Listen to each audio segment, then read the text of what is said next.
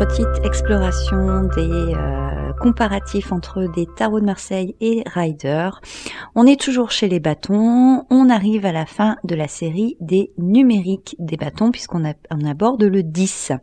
Et derrière, il nous restera les personnages de cours à regarder. Et donc, dans cette série de bâtons, on arrive un peu à l'apothéose de cette série avec ce 10. Et on a des choses qui sont encore très intéressantes sur ces cartes. Alors, si on commence par la version Rider, qu'est-ce qu'on voit ? On voit un personnage qui a rassemblé ses 10 bâtons.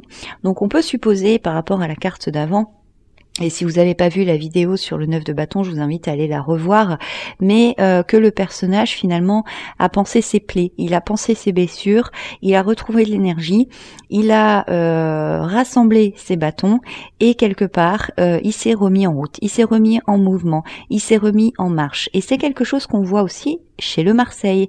Souvenez-vous, la particularité du 9 et du 8 de bâton, on n'avait plus les feuilles sont revenues. Ce qui est intéressant, c'est qu'on voit que du coup, il y a quelque chose de nouveau qui est en train d'émerger.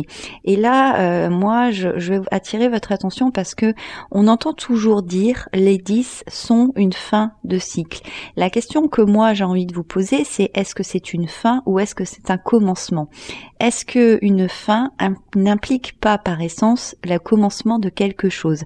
Et c'est en ça que je trouve que ce 10 en tout cas est très intéressant et que ce symbole justement au niveau du Marseille est très intéressant parce que ça montre effectivement que oui, on arrive au bout de quelque chose, mais en réalité on arrive au bout de quelque chose qui va commencer autre chose.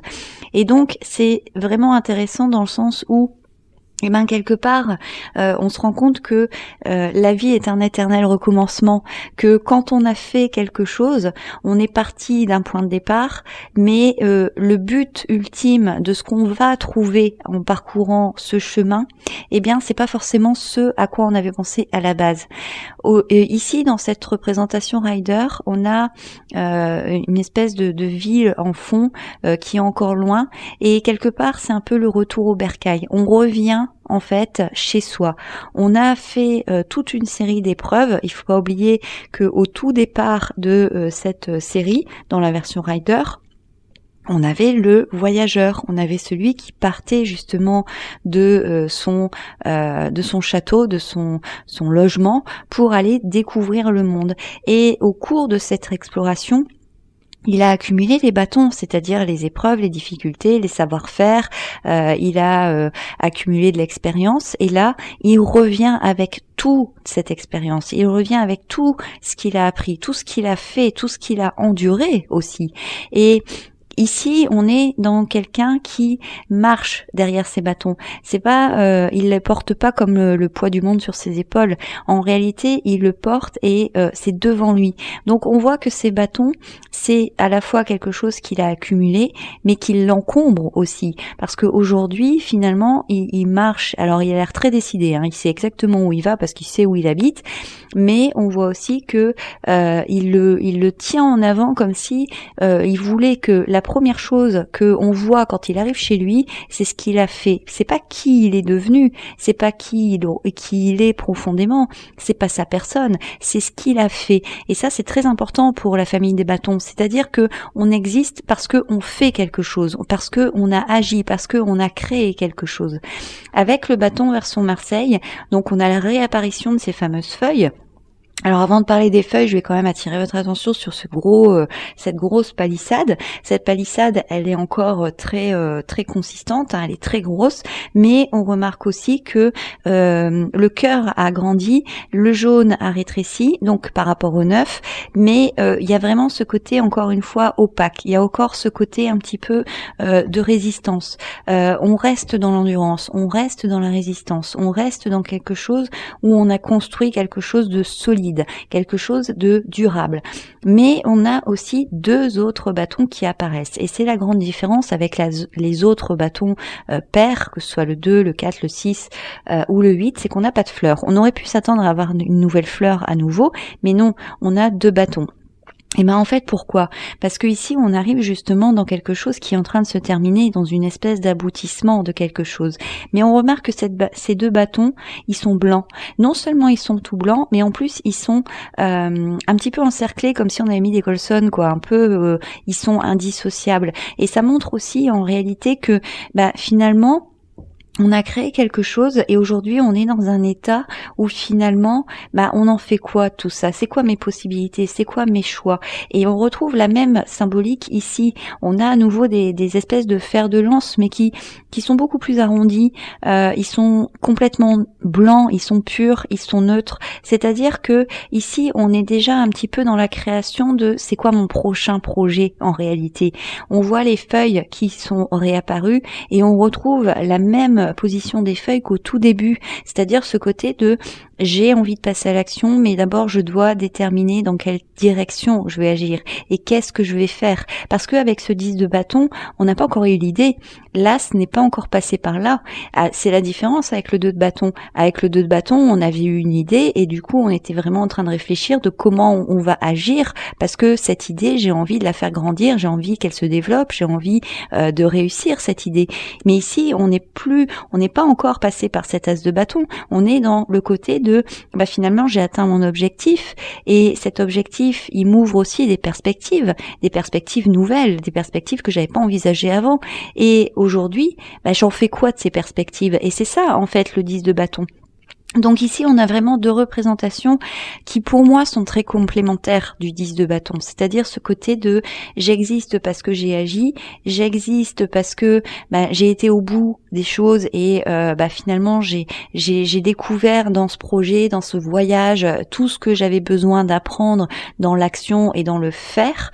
Mais aujourd'hui, j'existe aussi parce que je suis capable de montrer mon savoir, et en même temps, ce savoir, ce savoir-faire, en fait, je vais pouvoir l'exploiter. Mais pour en faire quoi? Est-ce que je vais l'exploiter pour aller faire un autre voyage? Est-ce que je vais l'exploiter pour enrichir mon domaine? Je ne sais pas. Mais en tout cas, il y a vraiment ce côté de j'arrive et je viens vous prouver, en fait, que mon voyage, il avait un but, il avait un sens, et que j'ai eu raison de le faire. Mais par contre, c'est vrai que le 10 de bâton est encombrant. C'est-à-dire que à un moment donné, on s'est aussi quand même beaucoup chargé. D'ailleurs, ici, on reste dans quelque chose de très opaque, de très lourd comme le 9. Mais ici, c'est pareil. C'est aussi, on porte le poids des bâtons, quoi. On s'est chargé, on s'est encombré de choses. Et puis, on reste dans une forme de solitude. Le bâton, il est toujours tout seul. On arrive, on a un personnage qui est seul. C'est pas quelqu'un qui aura construit du lien avec les autres. Il reste dans sa logique quand même de je suis le leader et donc c'est à moi d'assumer les responsabilités et de porter en fait les bâtons. Donc on voit que on n'est pas dans quelque chose où on est vraiment dans l'ouverture aux autres, on est dans l'ouverture au savoir-faire. Avec le tarot des sorcières, nous avons ce 10 de bâton. Et la principale différence, c'est que ici on porte plus les bâtons devant soi, on les porte sur le dos, on est sur l'épaule, c'est quelque chose de lourd, c'est quelque chose de pesant, et on voit ce château qui est en haut.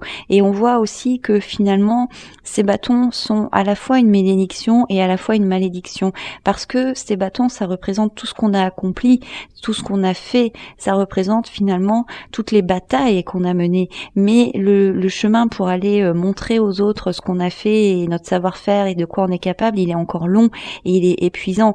Arrivé à ce stade, on est fatigué, on a tellement agi, on a tellement fait de choses, on a tellement prouvé, on a tellement bataillé, c'est pesant en fait d'avoir ces bâtons-là.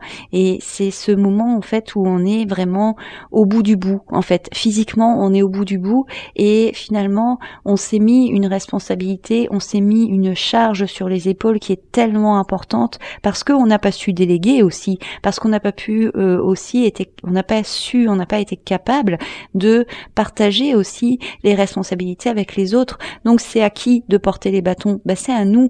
Et ça aussi, c'est à travers du 10 de bâton, c'est-à-dire que je ne compte que sur moi-même, mais forcément à un moment donné, ça se retourne contre moi. Je suis trop chargée. Et donc, finalement, ce chemin, il est long, il est lourd, mais il y a que moi qui peux le faire. Et donc, ça peut aussi être un défaut. Avec le Tattoo Tarot, on est dans cette représentation qui est un peu difficile. Hein, il faut pas le nier. On a cet oiseau qui est en train de tomber, quoi. Il s'est fait atteindre en plein cœur par tous ces bâtons. Les bâtons qu'il portait sur son dos sont trop lourds. Il a voulu créer son nid, mais il a voulu prendre trop de choses en même temps, trop de bâtons en même temps. Donc, il s'écroule sous le poids de ces bâtons. Il s'écroule sous le poids des responsabilités. Il s'écroule sous le fait que, à un moment donné, il a présumé de ses forces. Et donc, au lieu de pouvoir continuer à construire un nid, quelque part, son corps le lâche complètement. C'est la représentation du burn-out, par exemple. C'est la représentation du corps qui lâche alors que la volonté est là. C'est un peu, moi, j'ai le souvenir d'une vidéo que j'avais vue il y a longtemps. C'était 2 marathoniennes qui avaient vraiment qui avaient fait un marathon, qui avaient été au bout de leur force. La tête voulait, mais le corps ne pouvait plus. Et donc, pour pouvoir passer la ligne d'arrivée, il leur restait peut-être 30 mètres à faire, et elles pouvaient plus. Le corps disait stop. Le corps a dit je peux plus là, j'ai plus de force, j'ai plus d'énergie. Donc le corps était complètement désarticulé. Elles n'arrivaient plus à marcher, elles n'arrivaient même plus à tenir debout. En réalité, elles ont passé la ligne d'arrivée à 4 pattes parce que c'était le seul moyen qu'elles avaient de le faire, parce que leur volonté était complètement intacte, leur détermination aussi, mais elles n'ont pas écouté leur corps, elles n'ont pas écouté les signaux du corps, et donc elles se sont écroulées. Et ça, c'est, on va dire, ce qui peut arriver dans un extrême de 10 de bâton négatif, c'est-à-dire le refus d'écouter son corps et d'écouter le fait qu'à un moment donné, on se charge beaucoup trop de responsabilités, de choses à faire, conduit à notre perte. En parallèle de ça, avec le tarot de la loi de l'attraction, on a la représentation positive, c'est-à-dire le retour au bercail, mais le retour qui est salué, qui est acclamé. Oui, on a encore cette représentation très mastoc du 10 de bâton, on ramène beaucoup de choses, c'est le paquebot qui rentre, mais finalement, on amène une plus-value, on amène des richesses, on amène quelque chose de positif. Et donc, ce long voyage, quelque part, il vaut le coup, parce que derrière, oui, on a laissé des forces, mais en même temps, les gens attendaient aussi qu'on ramène quelque chose qui va leur servir. On amène, par exemple, je sais pas, une formation, et cette formation, elle est attendue par le monde, parce que justement, le monde sait que ça va leur permettre à eux d'évoluer et d'apprendre quelque chose. Mais lui qui a été faire cette formation, quelque part, il a aussi des forces là-dedans. Donc il sait aussi pourquoi il l'a fait. Ce paquebot, c'est aussi le sens des choses. Cette représentation de la carte du 10 de bâton, c'est cette représentation de pourquoi j'ai mis autant d'énergie là-dedans. Et on a ce côté aussi finalement de revenir un petit peu triomphant. Bien sûr, ça a été long, bien sûr, ça a été difficile, et bien sûr, là, je suis tellement chargée que manœuvrer, ça devient compliqué, mais en même temps, c'est une célébration. Mon effort à payer, ce que j'ai créé, l'énergie que j'ai mis pour justement faire quelque chose, aujourd'hui, elle est saluée. Et aujourd'hui, je peux être fière de ce que j'ai fait et de ce que j'ai mis en place. Avec le Lily White, on a cette représentation ici. Et c'est une représentation qui est différente, mais qui complète bien cette série des 10 de bâton. Vous vous souvenez, avec le 9 de bâton, on a construit la palissade.